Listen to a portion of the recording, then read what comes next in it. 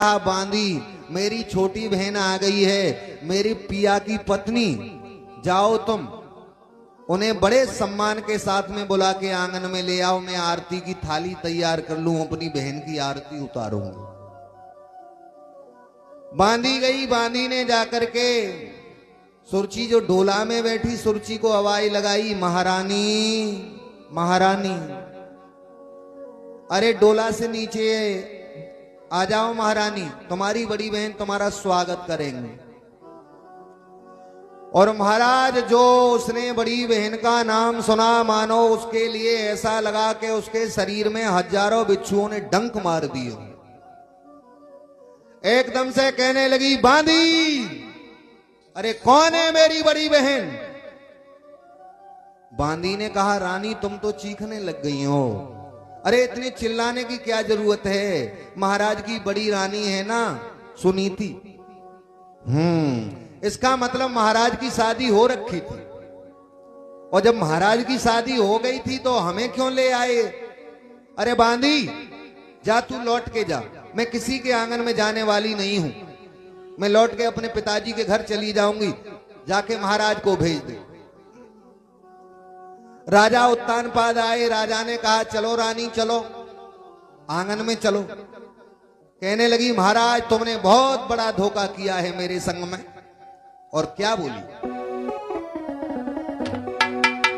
जब एक तुम्हारी रानी थी तो मोए काहे ले आए हो?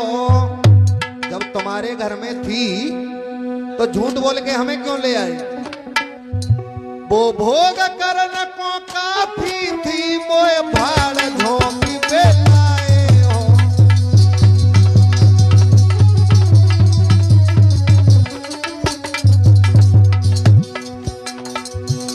वो भोग करन को काफी थी, भाड़ में झोंकी बेलाए हो।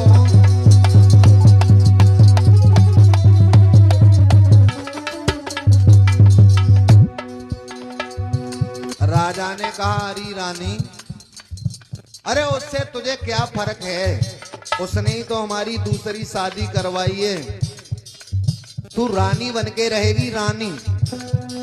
कहने लगी, महाराज मुझे नहीं बनना रानी, तुमने मेरे संग में बहुत बड़ा धोखा किया है। आहा, जिसका जैसा स्वभाव होता है उस स्वभाव में बदलाव नहीं होता। बिल्ली रंग स्वभाव न बदले, कथा भागवती रोज सुनइयो।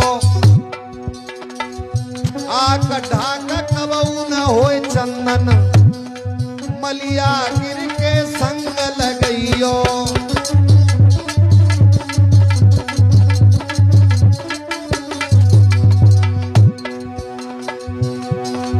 तरज राग तो पशु न जाने, चाहे भैंस के आगे बीन बजइयो।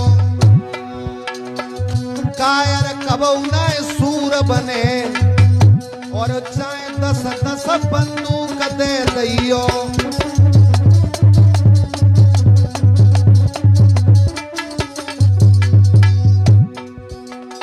राजा ने कहा, रानी अरे वो तेरी नौकरानी बन के रह लेगी, तू इतना सोच विचार मत कर, चलो हमारे आंगन में।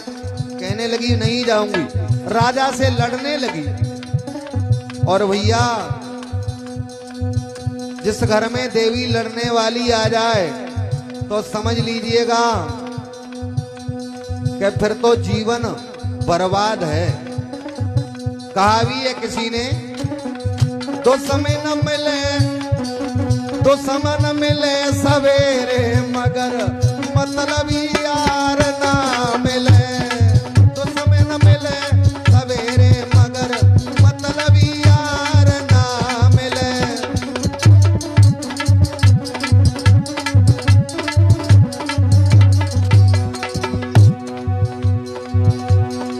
अपने पति को छोड़ जो गैर से करे, नारी गोरी होए चाहे कारीगर कसाना रे ना मिले।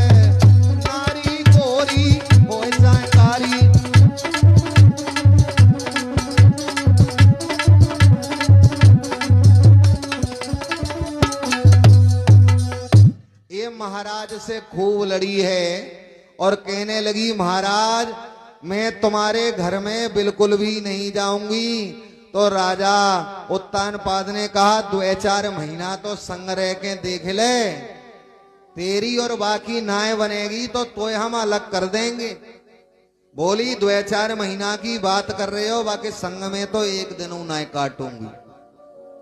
कथा के रसिक बंधुओं, रानी सुनीत ने देखा कि जो मेरी सौते आई है महाराज की पत्नी, वो बड़ा झगड़ा कर रही है मेरे पिया से आते ही आते। मेरी शादी को इतना समय हो गया, मैं कभी नहीं लड़ी, और ये तो घर में उन्हें आए पाई है, दरवाजे तक ही आई है, तब तक तो झगड़े भी लग गई। झगड़ा सुन के आ गई तो सुनीति सबको जान गई कि ये घर में इसलिए नहीं जा रही है, मेरी वजह से घर में नहीं जाना चाह रही है। सुनीति ने आकर के छोटी वाली सुरुचि के पैर पकड़ लिए और कहा बहना मेरे पिया तो शादी भी नहीं कर रहे थे, इस शादी में नहीं करवाई है, तुम अंदर चलो। जो सुनीति ने छोटी रानी सुरुचि के पैर पकड़े हैं, सुनीति ने आकर के जैसे ही सुरुचि के पैर पकड़े तो इस सुरुचि ने सुनीति की पीठ में एक लात मार दी और कहा छोड़ मेरे पैर, तुझसे मेरी शादी हुई है, तू बीच में क्यों आ गई। लात खा करके भी पैर नहीं छोड़े और कहा बहना तेने मेरी पीठ में लात मार दी। अरे बहन तू लात मेरे नहीं मार पाती, तेरी लात मेरे किस्मत में लिखी थी। अगर भगवान ने मुझे एक बेटा दिया होता, प्रभु ने मुझे एक बिटिया दी होती, तो तू मेरे लात नहीं मार पाती। बहन तुम अंदर चलो, एक लात मार ली 10 लात और मार लो। रो करके क्या बोली,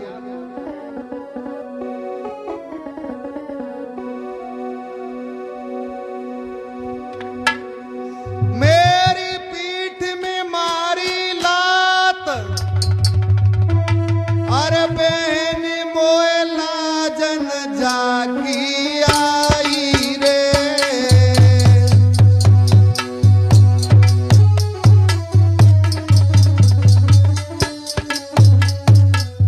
ओ बहना तूने एक लात मार ली है और मार ले 2-4 लाते में तेरी 10 लाते भी खाऊंगी, लेकिन तू इस आंगन को छोड़ के और कहीं मत जा बहना।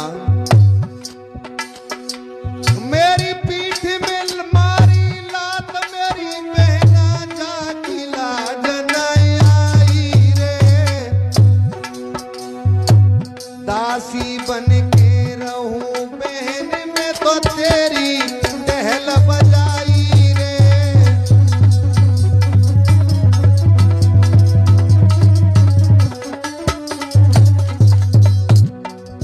बहना अरे ये मेरे तो अब नाम के पति रह जाएंगे, पति तो तेरे ही रहेंगे, मैं तो तेरी नौकरानी बन के रह लूंगी बहन। अब तूने एक लात मारी है मेरी पीठ में, तू 10 और मार ले, लेकिन मेरे पिया का साथ छोड़ के अब दूसरी जगह जब मत जा बहन। और कहा बोली सुन बहना मैं तो तेरा बहुत काम करूंगी, तेरे घर को झाड़ी बुढ़ारी के बहना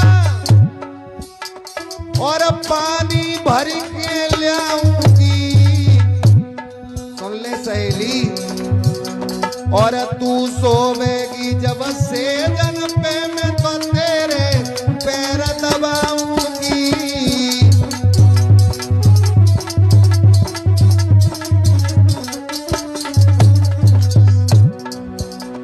और बहना तेरे पाए की ठोकर की रोटी मैं तो पाए पेट भरी खाऊंगी। जो तेरी डोली लौट सहेली आंगन में मर जाऊंगी।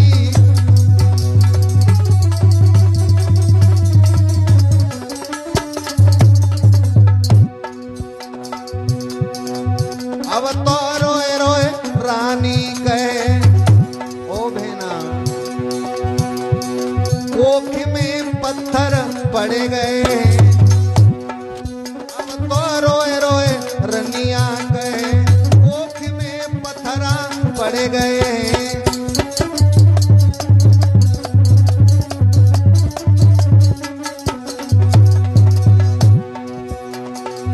पत्थर पड़ गए मेरी कोख में, पत्थरा पड़ गए। अब तो रोए रोए रानी गए, कोख में पत्थर पड़ गए।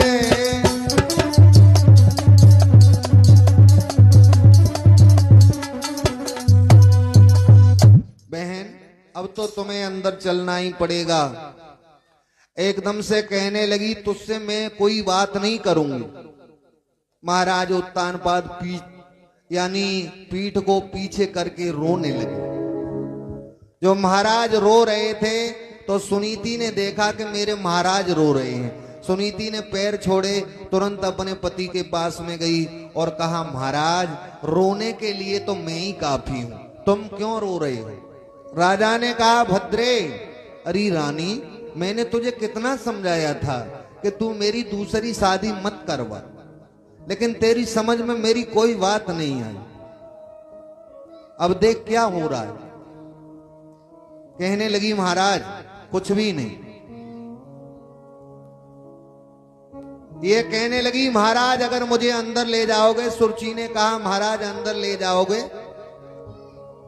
तो ये जो तुम्हारी पहले वाली रानी है इसे महलों से बाहर निकालो, इसके लिए घास फूस की मड़ैया बना दो, ये घास फूस की कुटिया में रहेगी। महलों में इसका क्या काम है?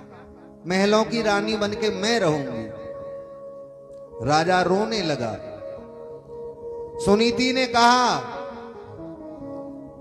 अरे बहन मैं अपनी पिया की खुशी के लिए घास फूस की कुटिया में भी रह लूंगी, तू खुश रह। कहने लगी सुन, इस घर में तब रहूंगी तुझे मेरी नौकरानी बन करके रहना पड़ेगा। और आज तक तू जिसे अपना पति समझती थी, आज से वो तेरा पति नहीं मेरा पति है। रानी का दिल रोने लगा। कहने लगी ठीक है बहना, मैं तेरी नौकरानी बन के रहूंगी। और रानी सुनीति फिर काग रखाने का काम करने लगी। कथा के रसिक बंधुओं,